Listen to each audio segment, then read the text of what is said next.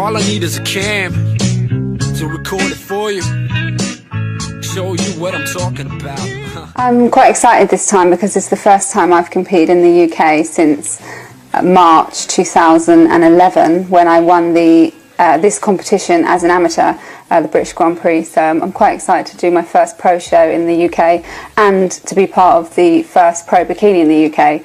So it makes a difference not to have to travel so far. I'm only come from Hampshire, so it took a few hours in the car.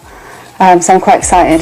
Close, don't know how to talk, act like a man and spit when they walk. I'm talking about the classic types with a proper outfit. I expect to look my best. I try to always improve on my last competition. I continually working on the way that I look, and I never really take an off season as such.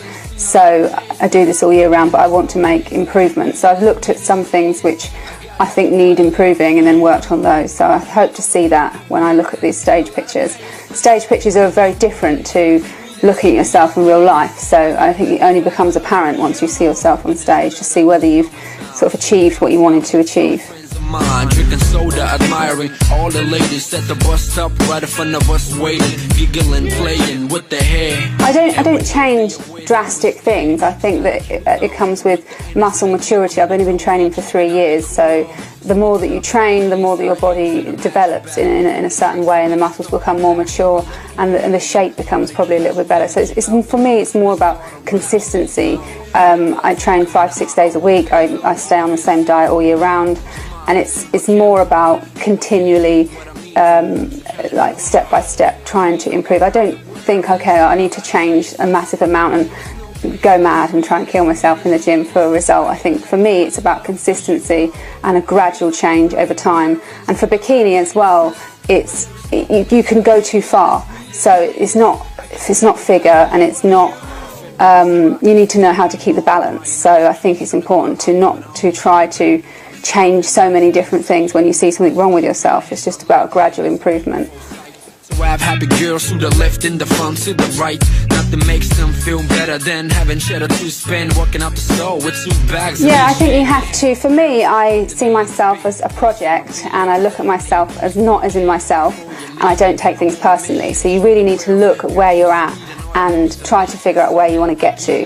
So if somebody says, okay, you need to lose a little bit of body fat, then you don't take that personally. That's part of what you're creating. So I try to look at myself objectively and think, okay, well, I need to work on this, I need to work on that, and try and change the training routine to create that, to make that happen.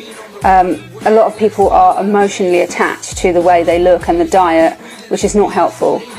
Some people that can't lose weight, I think they've got to detach themselves emotionally from food and know what they have to do to get there.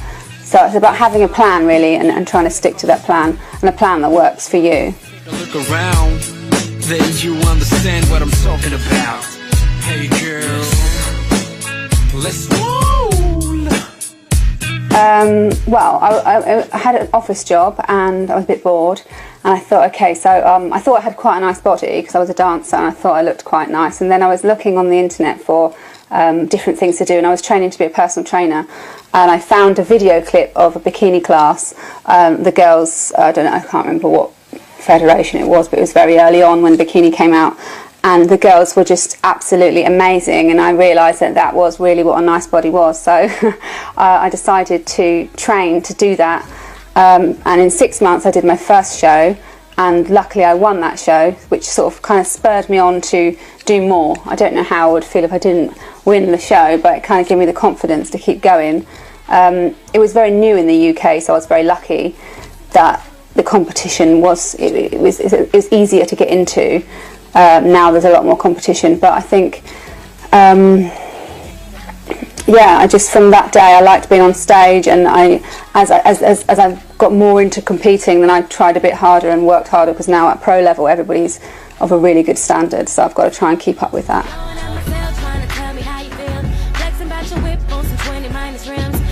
There were times when I thought, well, I really can't be bothered to go to the gym, I would like to just go down the pub or something, but now I think if I don't go to the gym I feel a bit frustrated. So it is now part of my life. 3 years later, I think I will always train, I will always eat this way. I'm not going to go back to 3 meals a day. So I think really now it's become part of my life, and then competing is just something I can do to reflect what I do in the gym, sort of thing. So I don't do it all just to compete. Now I do it because it's my life and I can compete because of that. Whereas when I started, I did it because I wanted to compete. But now it's like habit, routine, and I actually like doing it. My diet is not that difficult to stick to. I like training. So yeah, I think that I'm motivated to just keep going.